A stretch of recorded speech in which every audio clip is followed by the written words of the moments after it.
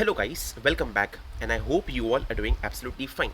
So today we are starting with our first lecture on Mastering Clinical Investigation series. It is a two-part series to master your clinical investigation knowledge with me. So it is a perfect time right now, which is 11:11 a.m. and a beautiful day, the 10th of July, which is Guru Purnima. So I remember all my gurus, and I remember Dr. Master Sir. On this day, it is his teachings, it is his life lessons which has helped me in my you know academic as well as the clinical career growth, right?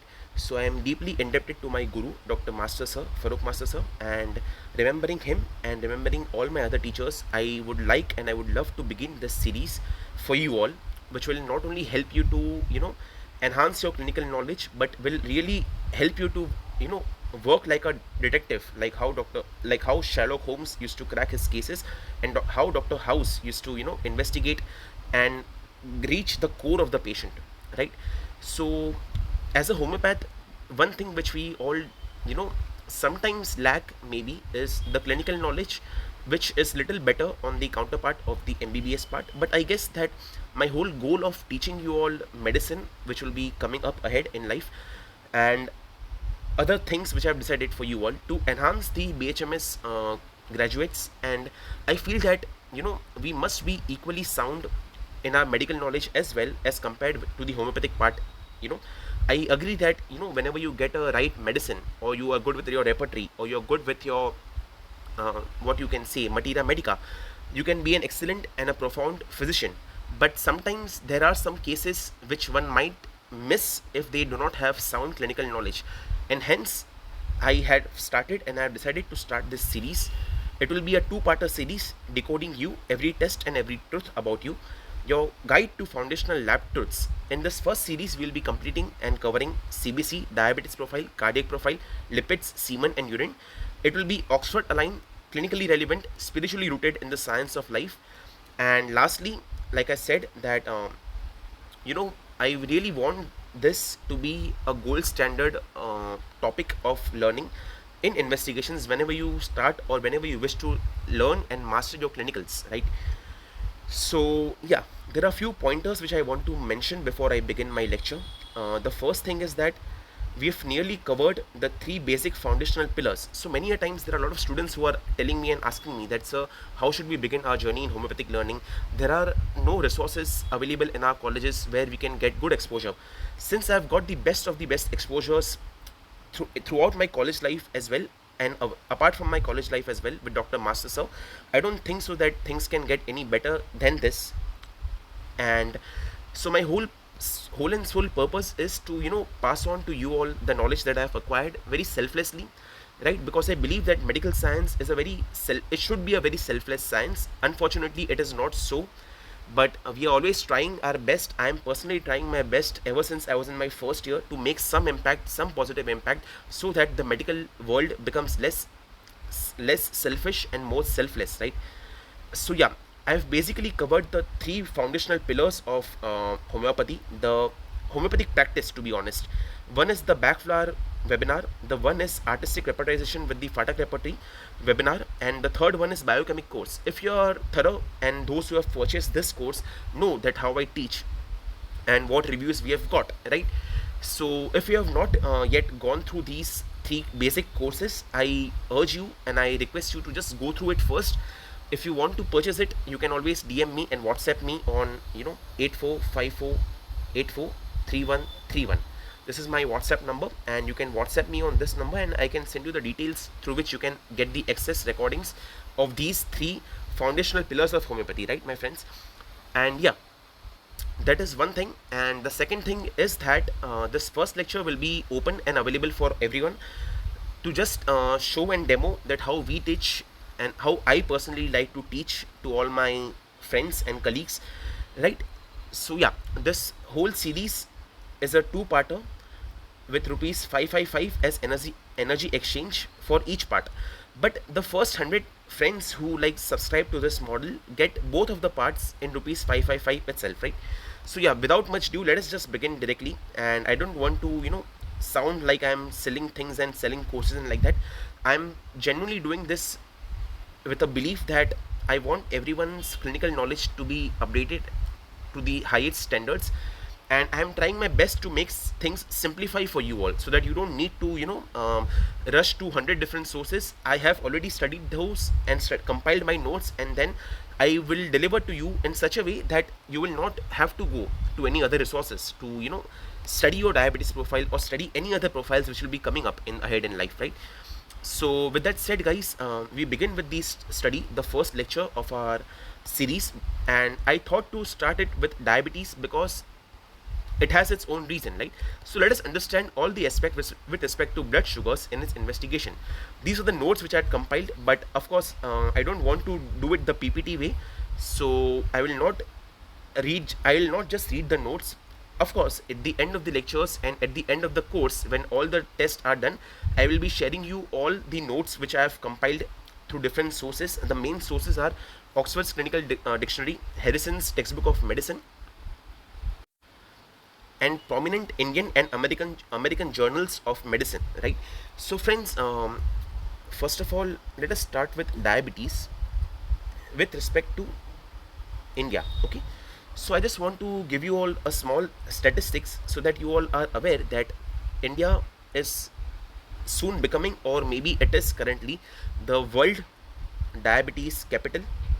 And there are a lot of factors which contribute to it, but the basic thing which people generally miss out is of course the food habits, right? So let us understand now, my friends, India and diabetes. To be very honest, it's a very bitter sweet truth. India is often called the diabetes capital of the world. Why? Because over 101 million Indians are living with diabetes mellitus, and 136 million more are pre-diabetic, on the edge of falling into the same pool. This is a source from ICMR INDIAB study which was run in 2023. So this, by this numbers and statistics, we can figure out that how bad is our country with respect to diabetes, and the complications of diabetes which come along are just a hell on the patient. So yeah, this is one thing. Diabetes in India is very prominent, and now why is it occurring so much, and why is it happening so much? The highest and the most important factor comes in is the food. Okay, the food which most of the Indians eat is high in carbs, carbohydrates, and very less in proteins.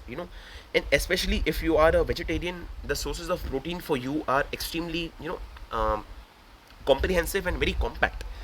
So high carb diets, sedentary lifestyle, genetic predisposition, urban stress, belly fat, fast food culture has all compiled up compiled and jumbled up the Indian health ecosystem with the exposure to diabetes mellitus. The Indian phenotype.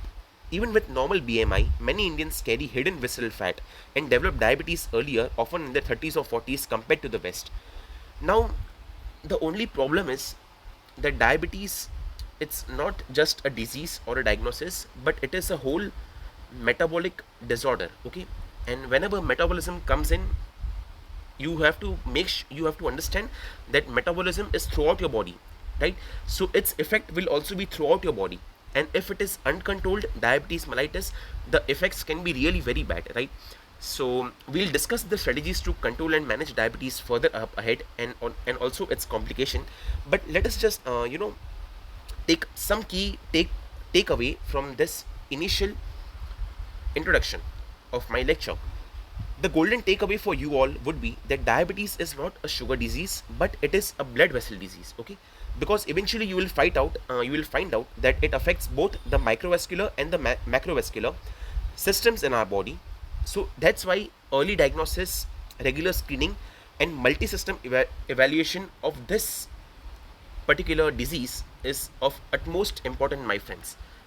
Because if you miss diagnosis of diabetes mellitus, you will tend to screw up the health of the patient in the long term itself, right? So yeah, that is just the beginning part. Now we move on to the second part of this lecture.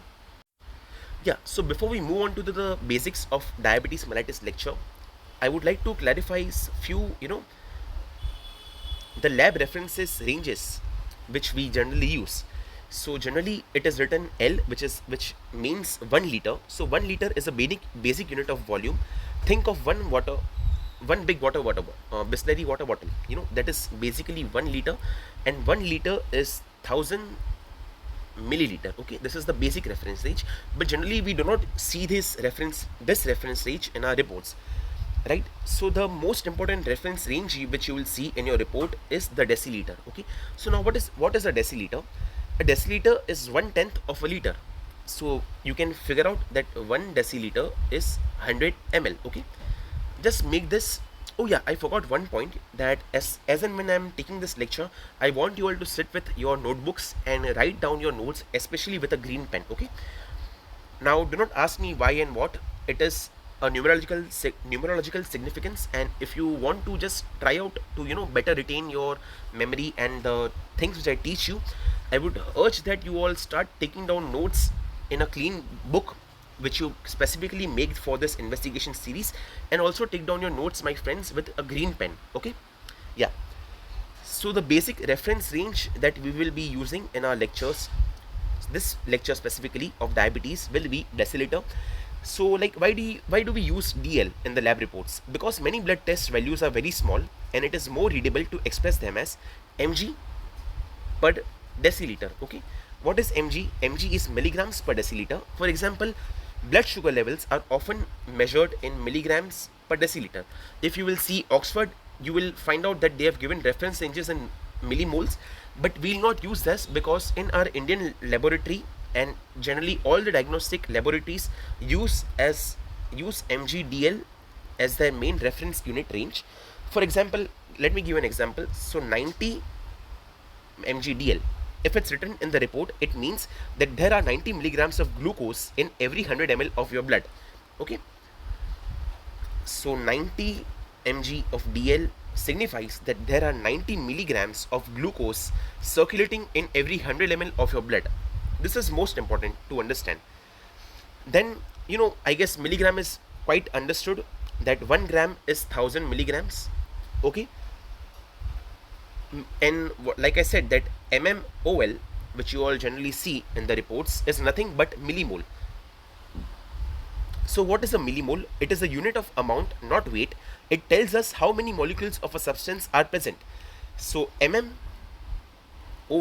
per liter, okay, means millimoles per liter, used often for electrolytes like sodium, whose normal reference range is 135 to 145 millimole per liter, and potassium, whose normal range is 3.5 to 5 millimole per liter. And why millimole? Okay, because our body works in chemical reactions, not just in weight. So we measure moles, the number of particles that actually involved in the whole process. And yeah, there are some other reference ranges which I will mention here, which will help you further in this lecture series. So whenever we study vitamins, we generally consider the unit IU, international units used for hormones, vitamins and enzymes. IU measures biological activity, not size or weight. So vitamin D is measured in IU, international units per ml, right? And the another one is nanograms, which we generally see in thyroid. So 1 nanogram is 1 billionth of a gram. Okay, nanogram, 1 ng is nanogram, and 1 nanogram is 1 billionth of a gram. It is used in tests like TSH, thyroid stimulating hormone, estradiol or testosterone. So like, for example, the general reference range of TSH in the body is 0.4 to 4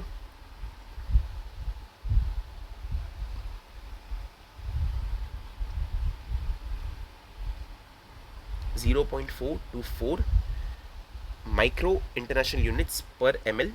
So this is micro international units, okay, which is like, of course you consider nanograms or the millions of a mole per liter. Okay, so to summarize for you all, generally in this lecture particularly, I want you all to remember mg, which is milligrams per deciliter, which in short means that it is the number of milligrams of sugar which are going and floating in your blood.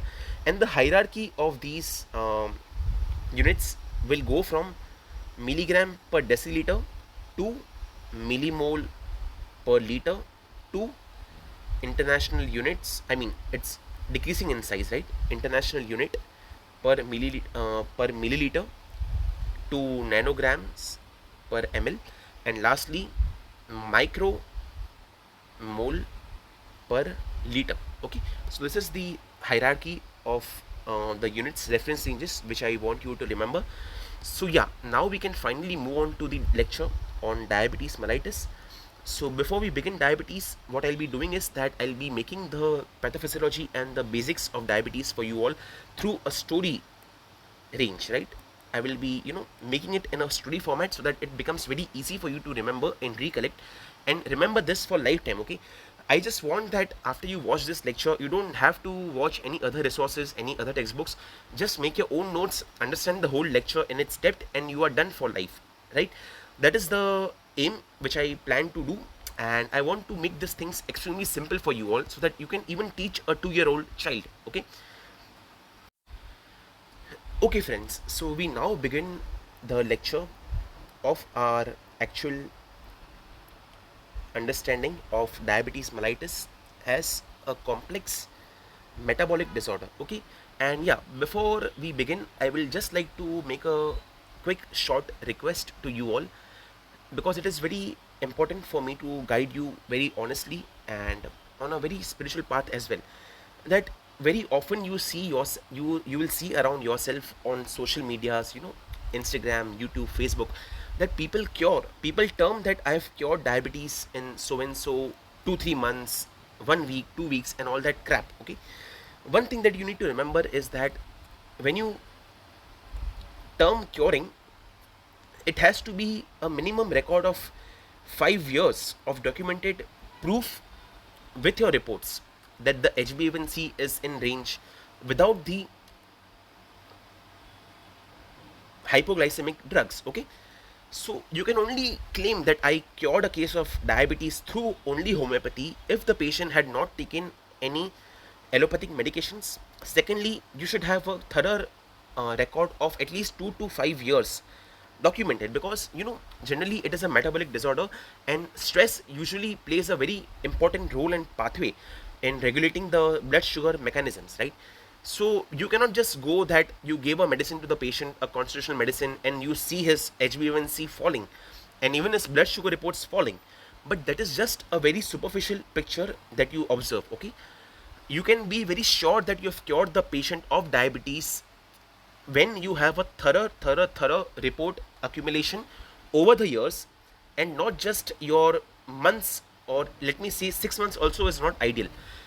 So yeah, just remember this part very well, because attracting people and patients through this false claim that you can cure diabetes, because generally metabolic disorders are very complex to cure just because of its nature, because metabolic disorders are caused due to a disordered mind, and whenever the mind can get disordered ahead due to any external stimulus, could be a shock, grief, things can again go deranged. Okay, and lastly you must not remember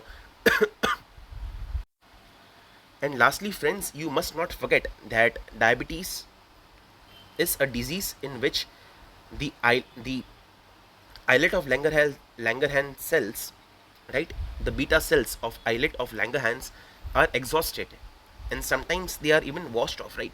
So, I mean, I don't believe the scope of homeopathy if someone tells me that they can regenerate the whole cells of islets of Langerhans.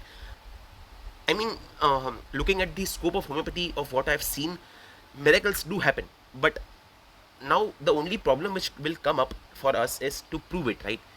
So that is a big question mark.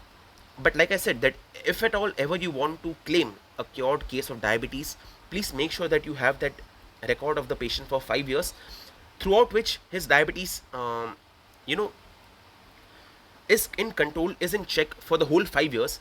And if at all you want to present a case in your seminars or something like that, if you have given a medicine, but you do not have a good data of reports, you just mention that I have a case of diabetes mellitus which is well controlled with the help of homeopathy, and please avoid using the term cure. Okay, so yeah, that's too much of philosophy. Now we move into the lecture. Okay, so yeah, diabetes mellitus, the anatomy and physiology of blood glucose control. So it is, the understanding of the journey of sugar is a one is one in its kind, and it is very important because every food that we take in, eventually it is carbohydrate, and lastly it is mostly formed into glucose. So my friends, I want you all to imagine your body as a city. The food you eat is fuel brought in by trucks. So your food is your fuel, your body is a city, okay? The fuel is glucose. So the eventual fuel is glucose, okay my friends? Your pancreas is the control tower. Pancreas is the control tower, and it tells insulin, the road traffic police. So insulin in our story is the road traffic police to escort glucose into the energy stations, which are cell. So energy stations are your cells, okay? So this is the basics of your blood sugar chemistry, okay my friends? So the key organs, as you all know already, that pancreas is the key organ in our body which controls the sugar homeostasis in our body, okay? Now pancreas is an exocrine and an endocrine gland. Exocrine has its digestive functions through digestive enzymes, and endocrine functions are through the secretion of hormones, okay? So now our major focus of the study will be hormones secreted by pancreas. So in pancreas, there are a specialized group of cells known as islet of Langerhans. Okay, and they are into three subgroups of beta cells, alpha cells, and the delta cells. Okay, so the beta cells secrete insulin. So these are our major cause of concern. Then the alpha cells secrete glucagon. Now you all know that the main basic function of insulin is to decrease your blood sugar levels, and the main function of alpha cells in your body through glucagon is increase the blood sugar levels when you do not have enough food in your body, okay? And the delta cells secrete somatostatin. Now the hormones, okay, which I have already told you that what insulin does, what glucagon does. Now what generally happens in a normal sugar blood glucose regulation is that you eat food, your blood, you get spike in your blood sugar levels, the blood sugar in your body rises. Now the pancreas senses it, and through this sensation insulin is released in your body, okay friends? Now through the help of insulin and its whole pathway, which I'll be telling you all now, the glucose enters the cell where the energy is made, uptaken, and the sugar level normalizes. Now generally when you are fasting, the glucagon enzyme, the glucagon hormone, sorry, tells liver to break glycogen, and in this way your sugar rises, okay friends? But now, as we are medical students, and it is my duty to explain you all the pathophysiology as well.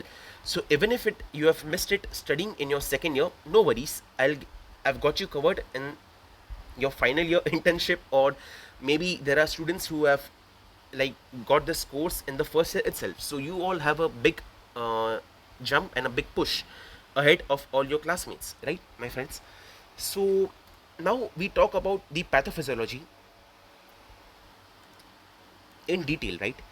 So whenever we talk about the pathophysiology, I want you all to remember, and let us imagine a town called as Glucosia. Okay, this is a town.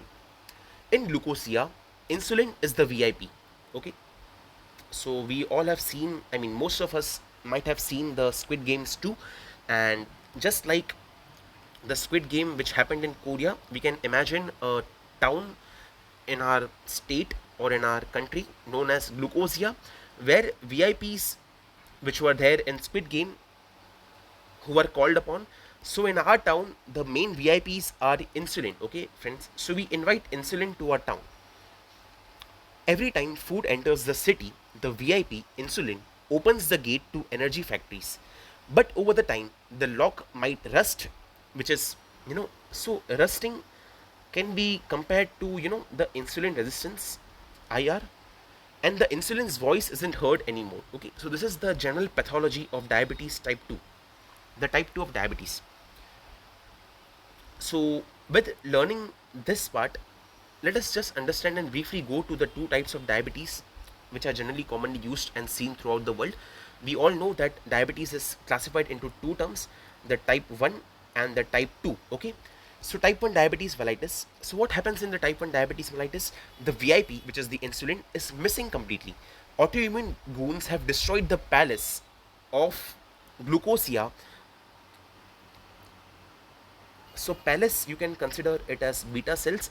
So our own system in autoimmune process has destroyed the palaces in glucosia, and if the beta cells are dead, you know that they cannot produce insulin, and these patients will have to be dependent. So it is insulin dependent diabetes mellitus. Also in type 2, the VIP is still there, but the crowd ignores him, as discussed as the insulin resistance, and the palace is getting tired because what happens generally, that the beta cells are working and putting insulin and pumping insulin in your blood, but the cells are not uptaking it, right? So there is increased levels of insulin in your blood, but natural,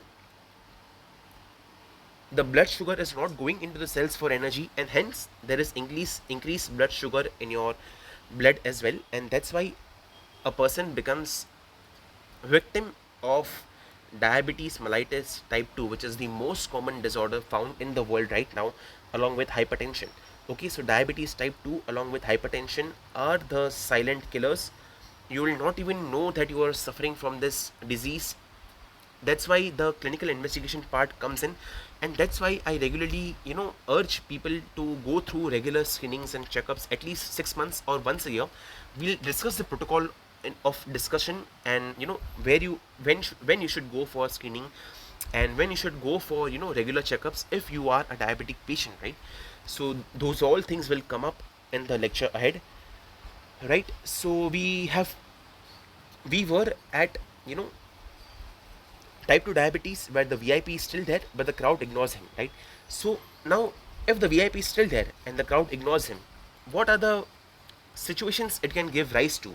First is that your glucose cannot enter the cells and hence the blood sugar rises. Second is that the liver keeps pumping sugar, okay, through the process of gluconeogenesis. It's a very complex disorder. I mean, not a disorder, it's a complex process of forming sugars in the liver, right? If the muscles are not getting the sugar, they will starve and fat cells will eventually grow. And of course, if there is a lot of sugar running in your blood, through filtration, the sugar, I mean, the kidneys will start spilling the sugar as well. And lastly, there will be a lot of oxidative stress in your body, which will, like, affect your blood vessels highly and they will get inflamed, my friends.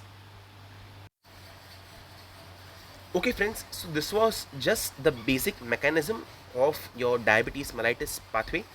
But now, since we are medical students and it is my duty that you all should also know the importance and the meanings of these terms known as GLUT4. Okay, so so since we are medicos and doctors, it is my duty that I explain you all this concept in its depth.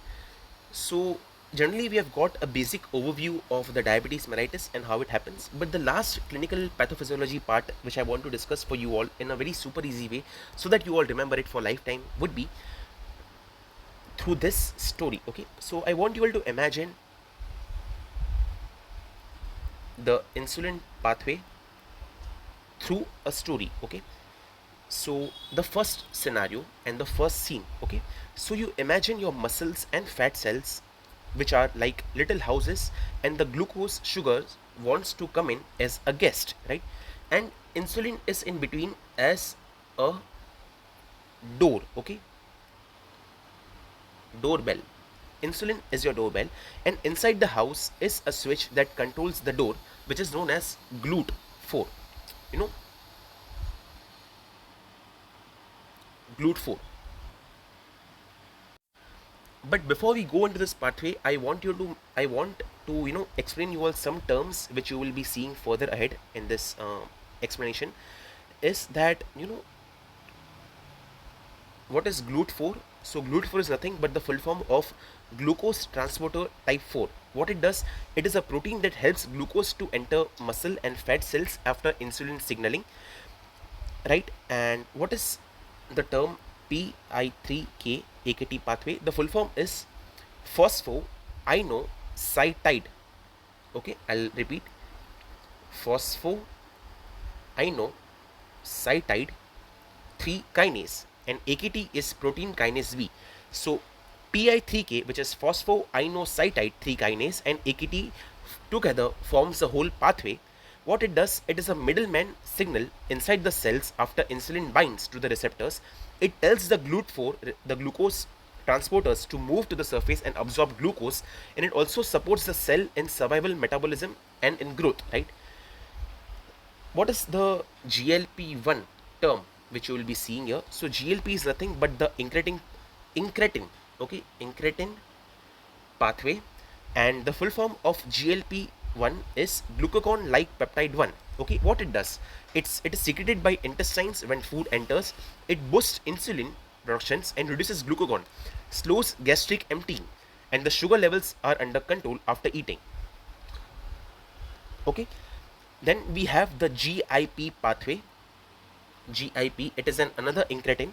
The full form is gastric inhibitory peptide or glucose dependent insulinotropic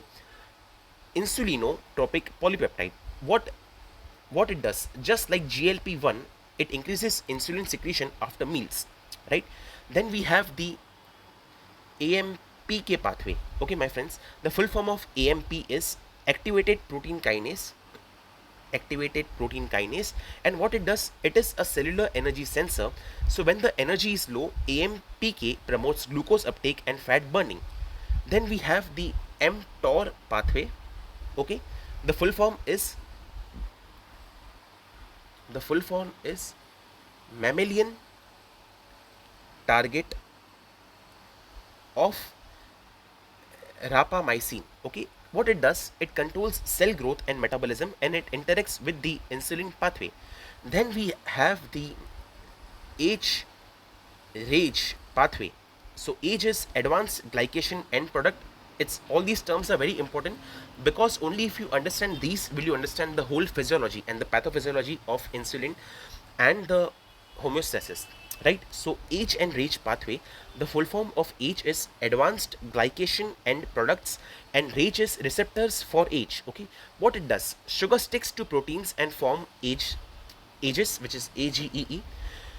Ages bind to the RAGE receptors, okay, which is responsible for the further inflammation and damage if they are deranged.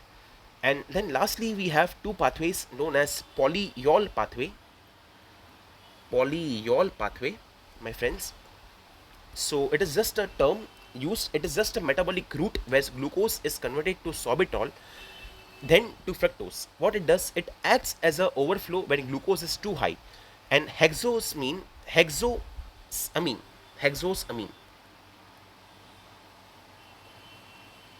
okay, hexosamine pathway, there is no full form as such, but yeah, what it does is that whenever excess glucose is used to make complex sugar proteins, they alter cell signaling and gene expression. And lastly, my friends, there are other important terms which I want you all to remember, is that oxidative stress pathway. Oxidative stress pathway is the end product of the all derangements that can happen over the years. So oxidative stress is the main and the worst villain. Okay, so oxidative stress pathway are generally reactive oxygen species. What it does, whenever it is overworked, so overworked mitochondria spills out ROS like sparks, and of course in diabetes the sparks causes inflammation and organ damage. And of course you can remember it that sparks only come from exhausted engines. Okay, so once your exhausted engines like mitochondria are working day and night, and then they finally get exhausted and they start giving away sparks now, telling that I am old now, and the sparks are nothing but your oxidative reactive oxygen species, ROS. Another important terms that you will need to remember is lipotoxicity, and second is glucotoxicity, which is again self-explanatory, my friends. So yeah, one second, I'll have to take a new sheet since this one is over. Okay, so now after I have explained you all the terms, I will come back to the main insulin pathway, and I will be using the short forms, of course, to save some time. So let's understand the key pathways in diabetes. The first one is insulin pathway, the doorbell and the door. Imagine your muscles and fat cells are like little houses, and glucose, sugar, wants to come in. Insulin is the doorbell, like I've already said, and inside the house is a switch, like I said, the GLUT4. What should happen normally? Insulin rings the bell, the switch PI3K AKT gets turned on, the door opens, and glucose enters the cell. This is the general result which happens in normal people who are healthy. But in cases of diabetes, the doorbell gets ignored, the switch doesn't work well, and the doors stay shut. So glucose keep wandering in the blood, causing high blood sugar levels. Second situation is the glucagon, the sugar sprinkler. Imagine there's a sprinkler in your body that sprays sugars in your blood when needed. This is glucagon. Normally, glucagon turns on only when sugar is low, like fasting and hunger. But in diabetes, glucagon becomes hyperactive and keeps spraying sugars even when the body is already too high. Result, there is a sugar overload in the body. Now the role of incretin hormones, the secret helpers. After you eat your food, your intestines send happy messages to the pancreas. These helpers are called GLP-1 and GIP, like I've already discussed, right? They tell your pancreas that, hey, the food is coming, get the insulin ready. In healthy people, this helps you to deal with meals smoothly. But in the case of diabetes, these messages are too weak or the pancreas ignores them. So insulin comes late and the sugar spikes. Then there are certain complex toxicities which can occur in the human body. The first one is lipotoxicity, the fatty mass. Think of fat like sticky gums that clogs up your insulin factory. When there's too much of fat, it poisons the pancreas and it makes insulin cell tired and sick. Eventually, the insulin making the team quit their job. And of course, if there is a lot of sugar in the body, there will be glucotoxicity. The sugar burns the factory. If the blood sugar levels are too high and high for too long, sugar becomes toxic. It damages the same insulin producing cells. Sugar is sweet, but of course, like in excess, it can be very corrosive, like acids on metals, my friends. And slowly your body machineries will rust and they will stop working. Now the final age and rage pathways are like your caramel coated damage. When too much sugar floats in the blood, it sticks to proteins like caramel sticks to the popcorns. These sticky proteins are called AGEs, which causes eye damage, kidney damage, and nerve damage. It's like the sugar turning your body into a slow roasting caramel mess. And lastly, like I've said, my friends, the oxidative stress which comes up like a spark, and the polyol pathway. So some cells like in the eyes and nerves try to convert sugars into sorbitol to protect themselves. But sorbitol is like a sponge that holds water. So too much sorbitol means too much of swelling and nerves and eye damage, which generally happens in old people who suffer with diabetes. You will find that they have edema, especially pitting type of edema in their legs, right, my friends? So the final way to remember our story for you all is that your pancreas is your insulin factory, the muscle and the fat cells are like your houses, the insulin is your doorbell, the sugar is a guest trying to enter in your body, the GLUT4 are the doors, the glucagon are the sugar sprinklers, the GLP-1 are the food messengers, the age and rage pathways are like garbage and fire spreading everywhere. Sorbitol is like the flooding basement from soaked sponges. So in diabetes, what happens is, my friends, that the doorbells break, the factories tire, and the sugar sprinklers keep spraying and get hyperactive. So as a result, the whole beautiful city, which is your body, starts turning into a sticky, smoky, flooded mess unless you treat it, my friends. Okay, and now how you treat it? The first and foremost pathway to treat is to understand the patient as a whole. Okay, but since this is not a homeopathic lecture, this is a pure clinical lecture. So how do we interpret and how do we understand that whether a patient actually has the blood sugar levels, or whether his blood sugar levels are elevated or no, my friends? Okay, so now we will see that how through investigations you will come to know that the city is highly messed up and it is burning and it is yelling in cries. Okay, my friends, so let us begin. and let us try to understand and interpret the blood sugar investigations. Okay, let me just come back to you in a while. Till then, you just go through your notes once again.